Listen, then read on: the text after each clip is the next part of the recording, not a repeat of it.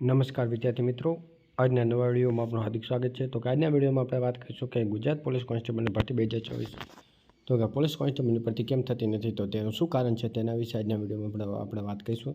તો કે વિડીયોમાં આગળ વધતા પહેલાં જો હજુ સુધી તમે ચેનલને સબસ્ક્રાઈબ ના કરી તો ચેનલને જલ્દી સબસ્ક્રાઈબ કરી દો અને તમારા મિત્રો સુધી વિડીયો જરૂર શેર કરજો, જેથી કરીને કે કેમ પોલીસ કોન્સ્ટેબલની ભરતી નહીં થતી તેના વિશે સંપૂર્ણ હું તમને કારણ જણાવું।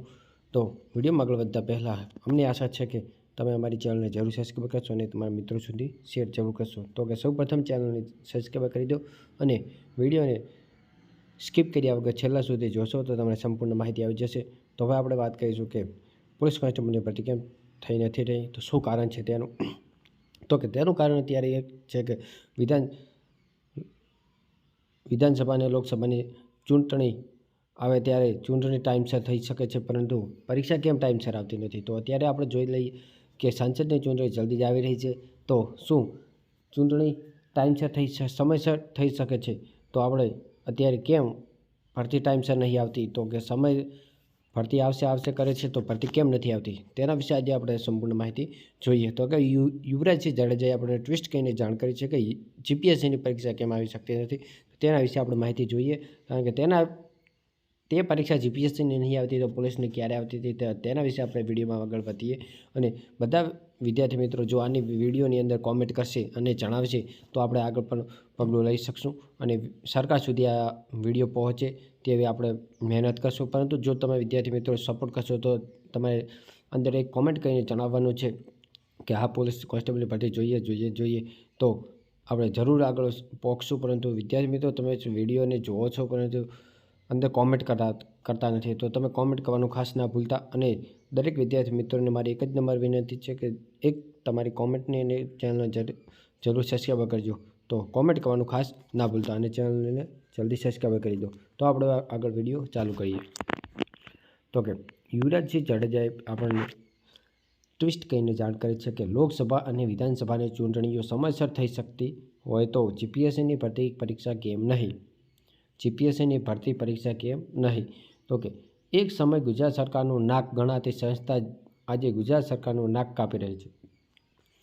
તો કે વર્તમાન જીપીએસસીની પરીક્ષા પદ્ધતિ પ્રિલિમિનરી, હાઈકોર્ટ, મેન્સ, હાઈકરણ, ઇન્ટરવ્યૂ, હાઈકરણ, અમે ક્યાં સુધી અમારા હક માટે લડીશું, એડવોકેટ 30 યોગ્ય રીતે પેપરની ચકાસણી નહીં, એડવોકેટ 47ના પરીક્ષાના 2 મહિના પૂર્ણ થયા પણ હજી સુધી ફાઇનલ આન્સર કે નહીં, ડીવાયએસઓનું કેલેન્ડરને ધ્યાને રાખીશું તો મેન્સ આવી જોઈએ પરંતુ પ્રાથમિક પરીક્ષાનું પરિણામ નહીં આવ્યું। રહી વાત 2024-25 કેલેન્ડરની, તો મંડળ હોય કે આયોગ્ય તે તેના અધ્યક્ષ કરતાં એક સંસ્થા તરીકે કામ કરવી જોઈએ। જ્યારે અધ્યક્ષ ફરે ને કામગીરી ફરે એમાં લાખો યુવાનોના ભવિષ્ય સાથે ચેડા થાય છે। તો કે આ મંડળ ટાઈમસર ભરતી થતી, તો કે લાઇબ્રેરીના ખૂણામાં કંટાળી જતા બંધારણના પુસ્તકમાંથી જાણે સ્વતંત્રતા, સમાનતા અને ન્યાય શબ્દ ધૂંધળા થઈ રહ્યા છે। સામાન્ય વ્યક્તિ માટે જાણે આ ફક્ત એક પરીઓની વાર્તા બની બેઠી છે।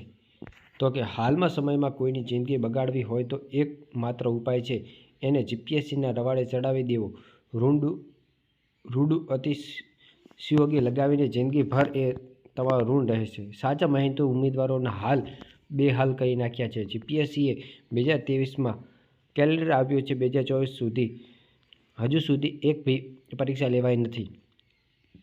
લેવાય એમાં પણ ઠેકાણા નથી। તો કે જીપીએસસીની પરીક્ષા એક સમયે જીપીએસસી સારું કામ કરતું અને ગૌણ સેવા ખરાબ, હવે ગૌણ સેવા સુધરી ગયું અને જીપીએસસી બગડી ગયું છે। તો કે તેના માટે છે, તો કે ગૌણ સેવા સુધરી ગયું પરંતુ જીપીએસસી નથી સુધર્યું। તો કે જીપીએસસીના ગુજરાતના યુવાનોના ભવિષ્ય સાથે ચેડા કરવાનું ક્યારે બંધ કરશે।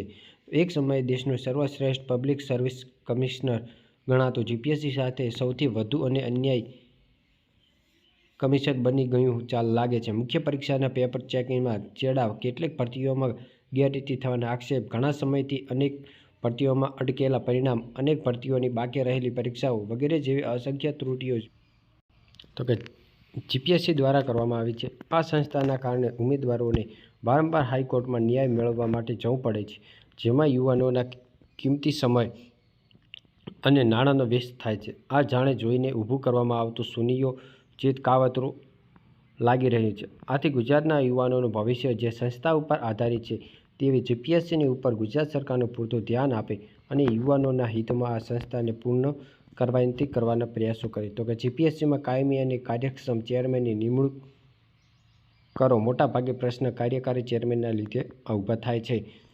તો કે દિનેશ દાદા સાહેબ ગયા પછી તો દીવા તળે અંધારું છે, કોઈની કંઈ પડી જ નથી તેવો ઘાટ છે. તો આપણે વિડીયોમાં જોયું તે પ્રમાણે જીપીએસસીની હજુ સુધી ભરતી થતી નથી. ગૌણ સેવા પસંદગી મંડળ સુધરી ગયું છે, પરંતુ જીપીએસસીનું બગડી ગયું છે. તો હવે શું પોલીસ કોન્સ્ટેબલની ભરતી કેમ થતી નથી? તો આપણે જોઈએ કે પોલીસ કોન્સ્ટેબલની ભરતી ક્યારે થશે અને શું થશે. તો કે પોલીસ કોન્સ્ટેબલની ભરતી પણ આ રીતે અત્યારે વિધાનસભાની અને લોકસભાની ચૂંટણી ટાઈમસર થઈ શકે છે. તો અત્યારે વિધાનસભાની ચૂંટણી આવી રહી છે, તો શું ચૂંટણી થઈ જશે ટાઈમસર, પરંતુ ભરતી ક્યારે આવશે? તો હવે આચારસંહિતા નજીક જ આવી જશે, તો ચૂંટણી આપણે એવું લાગી રહ્યું છે કે ગુજરાત પોલીસ કોન્સ્ટેબલની ભરતી હવે નહીં આવી શકે એવું પણ કારણ બની શકે, ને જો પણ આવી પણ શકે, કારણ કે અત્યારે 15 થી 20 દિવસનો ટાઈમ છે. જો આવી શકે તો 15-20 દિવસની અંદર આવી જશે, અને જો નહીં આવે તો હવે 2 મહિના પણ વધુ સમય લાગી શકે છે. તો દરેક વિદ્યાર્થી મિત્રોની મારી એક જ નંબર વિનંતી છે કે ખાસ કરીને તમે આની અંદર કોમેન્ટ કરીને અમને જણાવશો અને તમારો વિરોધ મારી કોમેન્ટ બોક્સની અંદર જણાવો, અને આપણે સરકાર સુધી આ વિડીયો જરૂર શેર કરશું અને પહોંચાડશું. તો તમે આ વિડીયોની અંદર અમારો પૂરેપૂરો તમે જણાવો, તો અમને આશા છે કે તમે અમારી વિડીયો સંપૂર્ણ જોયો હશે અને એક કોમેન્ટ કરવાનું પણ ના ભૂલતા. તો તમે વિડીયો છેલ્લા સુધી જોયો તે બદલ તમારો ખૂબ ખૂબ આભાર. અને હવે એક જ તમારે ચેનલ સબસ્ક્રાઈબ ના કર્યું તો જલ્દી કરી દો. બસ આજના વિડીયોમાં બસ આપણે આટલું જ જોઈશું. જો અમારો વિડીયો તમે ગમે તો લાઇક, શેર અને સબસ્ક્રાઈબ કરવાનું ના ભૂલતા. બસ આભાર. જય હિન્દ, જય ભારત.